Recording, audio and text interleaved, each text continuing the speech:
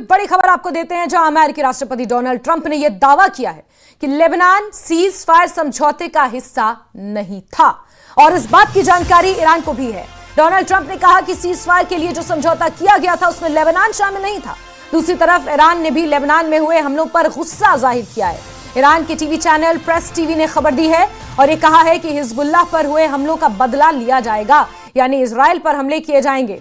Press TV ने यह खबर वहां की सरकार के सूत्रों के हवाले से दी है, यानी सीज फायर भले ही ईरान में हो गया हो, लेकिन हिजबुल्लाह पर हो रहे हमलों की वजह से जंग फिर से भड़क सकती है। और ईरान ने यह साफ शब्दों में कहा था कि लेबनान भी सीज फायर का हिस्सा है। 10 शर्तों में से एक शर्त यह भी थी, लेकिन अब अमेरिका इससे इनकार कर रहा है। अमेरिका का यह कहना है कि लेबनान सीज फायर का हिस्सा नहीं है और इजराइल जो लेबनान पर हिजबुल्लाह पर हमले कर रहा है उससे अमेरिका का कोई लेना देना नहीं है। लेकिन ईरान का यह दावा कि इसका बदला लिया जाएगा, हिजबुल्लाह क्योंकि एक प्रॉक्सी संगठन है ईरान के लिए, समय समय पर ईरान के डिफेंस में लड़ता रहा है और लेबनान से ऑपरेट होता है और इसीलिए इजराइल लगातार लेबनान पर हमले कर रहा है।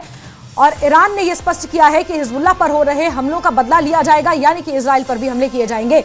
हालांकि सीज फायर 2 हफ्ते तक हो चुका है और एक तरह से इजराइल की भी सहमति इस सीज फायर पर है, लेकिन इन हमलों के बाद यह सीज फायर किस ओर मुड़ेगा या किस करवट बैठेगा, यह देखना महत्वपूर्ण होगा।